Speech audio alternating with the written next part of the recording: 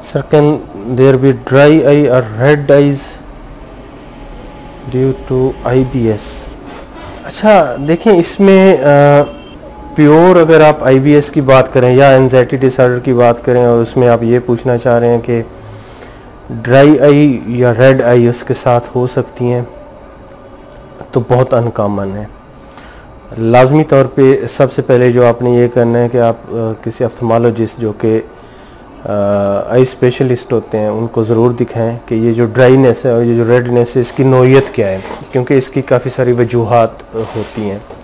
अगर IBS की जगह पे आप IBD पूछना चाह रहे हैं, बात का ये भी होता है कि हमारे कुछ दोस्त इसमें थोड़ा सा मिक्सअप कर देते हैं। वो IBS सर्च करते हैं गूगल पे, नेट पे, तो वहाँ पे IBD मिल जाता है उनको।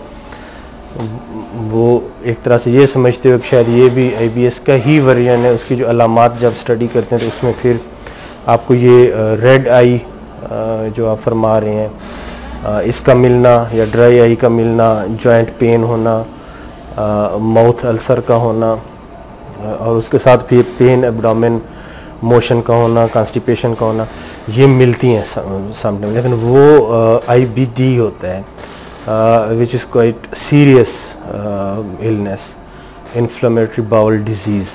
ठीक है, तो ये काइंडली थोड़ा सा आप क्लियर कर लें कि कहीं देखने में, सुनने में कोई मिस्टेक तो नहीं हुई।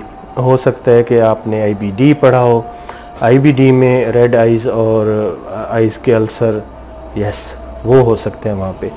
IBS में मेरा नहीं ख्याल कि कोई इस तरह की एसोसिएशन है, एटलीस्ट मेरे नॉलेज में इस तरह की कोई चीज़ नहीं। अनटिल अनलेस के कोई IBS की अलामात हों और वो किसी और प्रॉब्लम साथ, मेडिकल प्रॉब्लम हो, कोई सर्जिकल प्रॉब्लम चल रहा हो, कोई हार्मोनल इम्बैलेंस चल रहा हो, कोई भी और जो मेडिकल प्रॉब्लम हो सीरियस किस्म का, उसकी वजह से आइज़ में प्रॉब्लम आना शुरू हो जाए और साथ में पेट का भी मसला हो, तो वो एक अलग चीज़ है।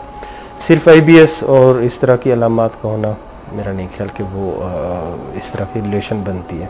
ठीक है जी।